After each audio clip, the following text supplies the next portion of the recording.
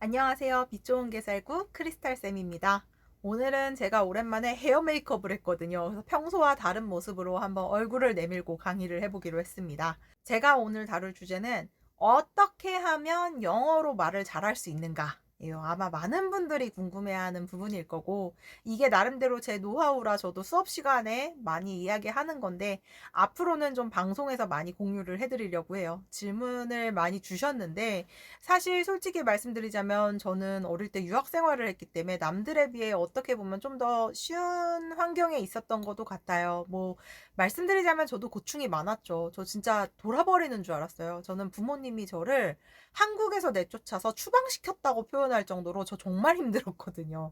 근데 그런 고충은 사실 그때 당시에는 죽을 것 같았지만 지금은 부모님께 또 감사드리는 부분이 있죠. 배부른 소리 한다라고들 많이 하시는데 그때 당시에는 진짜 제가 영어를 너무 못했어서 가서 이게 뭐 하는 건가 싶을 정도로 힘들었어요. 왜냐면 저 진짜 운동선수도 하고 학교를 별로 나갈 일이 없었어요. 공부를 좀 할 일도 없었고, 그래서 영어를 정말 싫어했던 친구였고요. 저는 진짜 제가 기억나는 게 영어 점수 막 38점, 40 몇 점, 잘 나온 게 54점? 막 이래가지고 정말 공부를 진짜 이거는 최악이다 싶을 정도로 못했었어요. 그래서 나름대로 이게 어떻게 하다 보니 랜덤으로 번호 찍혀서 영어 부장도 했었거든요. 그래서 막 써놓긴 했었어요. 칠판에 Have you been to London? 막 이런 거 써놓고 또 영어 선생님이 시키면 심부름하고 근데 이제 또 번호 불려서 읽으라고 할까봐 발음대로 한국어로 다 써놨었어요. 진짜 막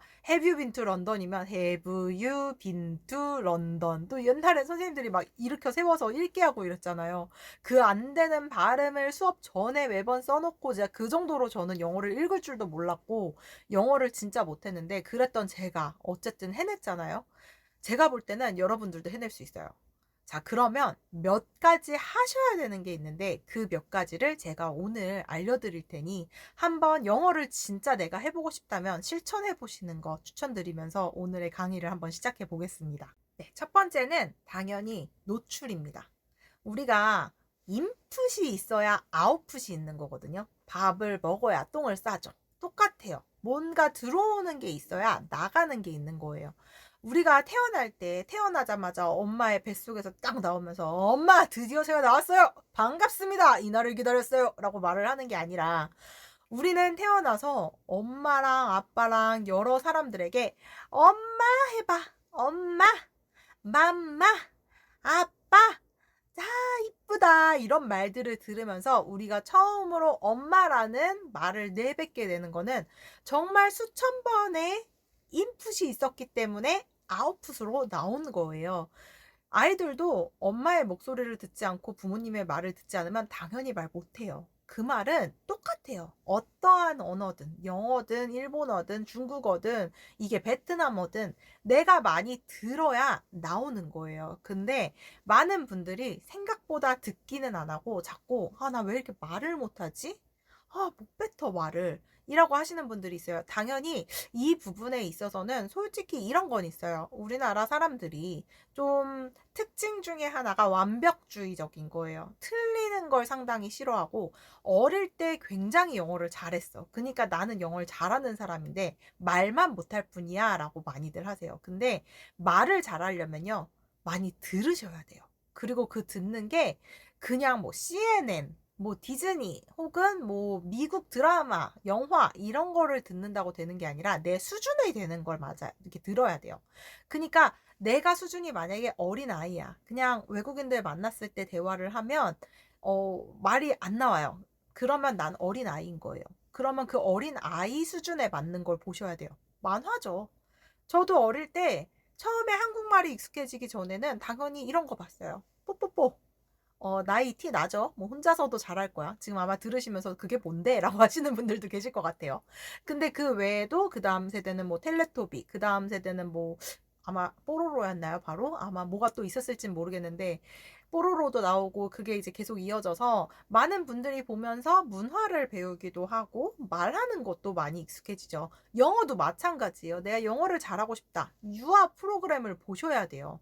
뭐 핑크퐁 정도까지는 아니더라도 저는 카툰 네트워크 정도까지는 추천을 드려요. 카툰 네트워크 보시면 익숙한 만화들 꽤 많이 나와요. 뭐 스폰지밥이라든가 저는 요즘에는 어떤 만화들이 있는지 정확히 모르겠는데 어드벤처 타임, 뭐 파워퍼프걸 요런 좀 옛날 것도 괜찮아요. 그냥 아이들이 볼 만한 유치한 만화들 있잖아요. 거기에 나오는 표현들이 길지 않고 굉장히 쉽게 잘 나와요. 근데 한국인들 특성상 공부를 한다 하면 제일 먼저 보는 게 뭐냐면 프렌즈. 저는 프렌즈 추천하긴 해요. 왜냐면 발음이 깔끔하고 표현들이 좋고 일단 10시즌이라 길어요.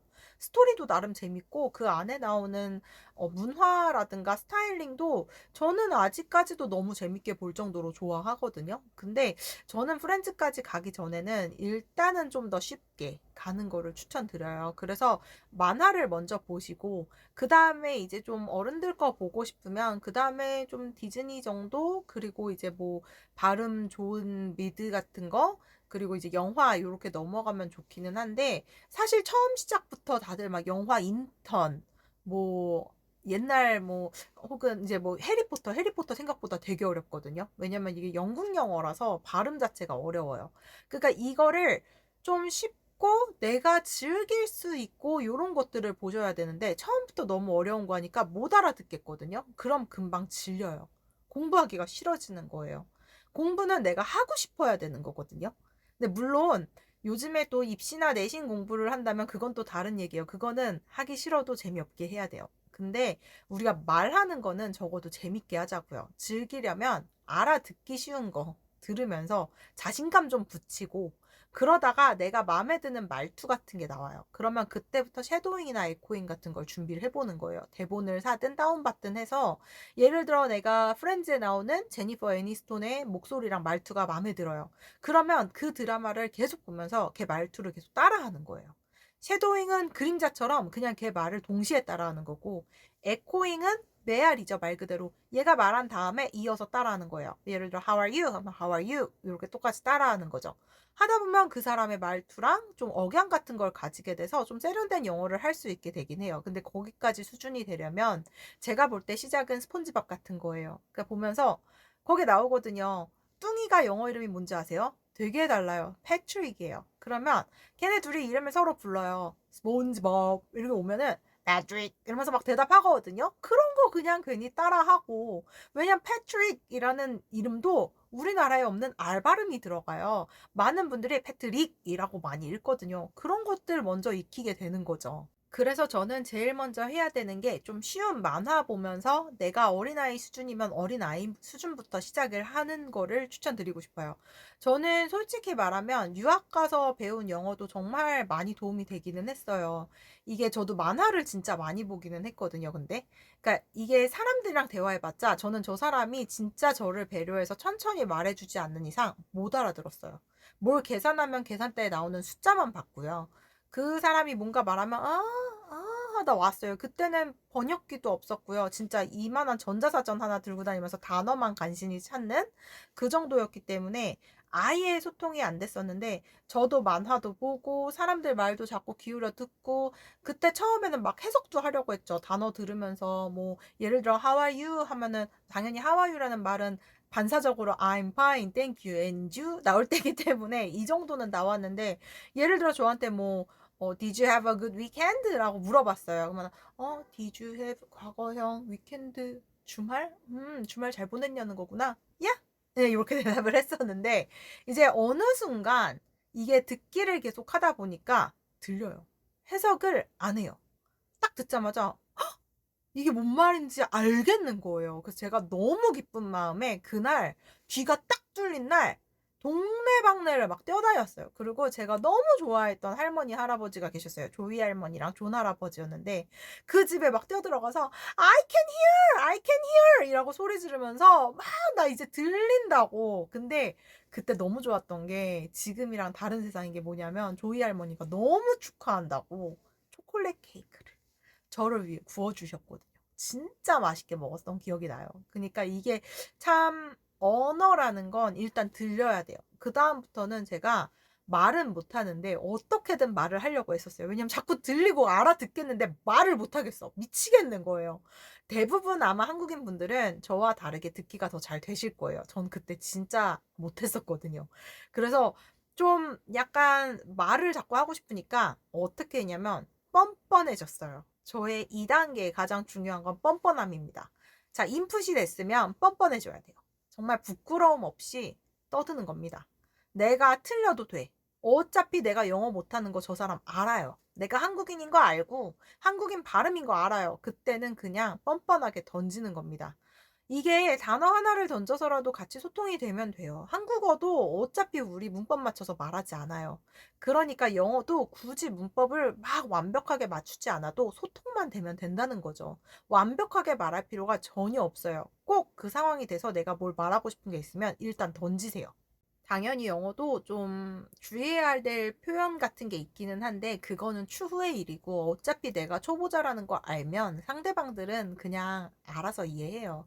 한국어도 똑같잖아요. 외국인들이 와서 막 말해도 우리가 그렇게 힘들게 생각 안 하는 게 제가 이제 태국인 친구들이 좀 있어요. 근데 그 친구들이 한국어 공부를 하는데 이제 저희 남편보다 훨씬 어려요. 거의 10살 차이가 나는데 이 친구가 나름대로 드라마를 보면서 이제 한국어 공부를 한 거예요. 그래서 저희 남편이 뭔가를 해줬는데 고맙다 형! 딱 이러는 거예요. 우리끼리 막 완전 웃었거든요. 근데 거기다 대놓고 뭐 버릇이 없다, 뭐 반말을 했네. 우리 막 그러진 않잖아요. 오히려 막 와 한국어 잘한다, 너무 잘하네, 너무 귀엽다 이렇게 하지. 그러니까 영어로 말할 때 완벽하지 않아도 되고요. 소통 정도만 된다 생각하시면 뻔뻔해지세요. 그러니까 저도 어느 정도로 뻔뻔했냐면 너무 시끄러워서 저랑 나름대로 또 친한 선생님이시기는 했는데 저만 보면 도망 다니셨어요. 그러니까 흉내를 내시는 거. 아 노이즈 걸, 아 노이지 하고 막 도망 다니시고 저는 막 티처 이러면서 티처이라 부르면 안 되거든요. 이름 불러야 되거든요. 그래서 그거 나중에 알고는 막 아 조지, 아 네이슨 하고 불러가지고 막 말을 계속 떠들었어요. 그러니까 느는 거예요. 이게 내가 자꾸 부끄러워서 틀릴까봐 말을 안 하면 아무도 어차피 틀려도 고쳐줄 사람도 그러면 없고요. 이게 내가 실수도 해보고 뭔가 그래야 내 에러 코렉션을 상대방이 해주는데 내가 틀리지조차 않으면 이거는 맞추지도 못하는 거예요. 그러니까 완벽하려고 하지 말고 부끄러워하지 말고 자꾸만 뱉으려고 했으면 좋겠다라는 생각이 많이 드는 것 같습니다. 자, 그러면 여기에서 이제 세 번째를 얘기하자면요. 당연히 공부를 어느 정도 하기는 해야 돼요. 요즘에는 영상으로도 너무 잘 되어 있고, 저도 이제 영상 강의를 시작했을 정도로 이제 영상에 많은 좋은 표현들이 있어요. 그래서 영어를 좀 내가 어느 정도 듣기 시작했고, 좀 부끄러움 없이 던지는 단계가 됐다 하면은 개인적으로 추천하는 건 패턴 영어예요. 왜냐면 우리가 말을 하는 게 어차피 사람은 말투라는 게 있거든요. 영어에서도 생각보다 쓰는 표현만 써요. 그러니까 막 대단한 말들을 사용하는 게 아니라 문법도 어차피 정해진 제한적인 게 있고 그 안에 당연히 예외는 있지만 거기까지 깊이 생각하는 거는 문법 공부 다 한 다음에 하는 거고 그 전까지는 좀 말투들을 익힌다 생각하고 패턴 영어를 하시는 걸 추천드려요. 그러니까 예를 들어 뭐 나 어디 갔어 I go to 라고 해서 I go to, I gotta 뭐 이렇게 해서 만약에 예를 들어 외웠어요. 그럼 장소들만 넣어보는 거죠. I go to Emart, I go to a market, I go to Han River, I go to England 뭐 이런 식으로 해서 장소만 바꿔서 먼저 연습을 해보는 거예요. 그 다음에 시간도 한번 붙여보고요. 그런 다음에 더 자신감이 붙으면 그때부터는 이제 문법 공부를 하시는 걸 추천드려요. 저는 문법책 정말 많이 나와 있는데 아직까지도 좀 사전처럼 그냥 저는 사실 좀 아날로그를 좋아해요. 그래서 워낙 많은 분들이 좋은 책도 제작하시고 판매도 하시지만 개인적으로 저는 그래머인 유즈 제일 추천드리기는 해요. 베이직부터 해서 인터미디엇 정도까지만 어드밴스드까지 할 필요는 없고 1, 2권 정도만 풀면 정말 많이 드는 게 이게 왼쪽에는 설명, 오른쪽엔 문제 푸는 걸로 되어 있거든요. 그러면 왼쪽에 설명을 쭉 읽고 오른쪽에서 반복해서 내가 한번 써보는 거예요. 그러니까 인풋한 다음에 아웃풋 하는 거죠. 저는 인풋과 아웃풋을 진짜 중요시 여기거든요. 그러니까 여기서 본 거 그대로 내가 써보고 응용도 해보고 막 하는 거예요. 그 다음에 모르는 게 있으면 지식인이든 AI든 어디든 물어보면 요즘 대답해 줄 때 정말 많잖아요. 그러니까 굳이 내가 영어 공부하는데 스트레스 받지 말고 비싼 돈 주고 학원 다니지 말고 그렇게 스스로 한번 독학을 먼저 해 봤으면 좋겠어요. 그리고서 내가 뜻이 생겼어. 진짜 너무 나 이제 더 깊이 들어가 보고 싶고 누군가의 도움을 받아서 더 잘 해 보고 싶다. 그러면 상호작용이 되는 과외를 한다든가 학원을 다닌다든가 누군가를 고용해서 공부를 해 보는 거죠. 처음에는 저는 성인 영어회화 같은 경우에는 너무 어려움 없이 그렇게 시작해 보면 좋을 것 같다고 생각해요. 저 역시도 이제는 좀 도움이 되는 영어 강의를 한번 올려보려고 해요. 그래서 오늘 들으신 저의 이야기가 도움이 됐다면 좋아요와 댓글 그리고 구독 함께 해주시면 앞으로 힘을 내서 더 많은 강의 올려보도록 하겠습니다. 궁금한 거 있으시면 댓글로 남겨주셔도 제가 꼭 답변을 드리도록 할게요.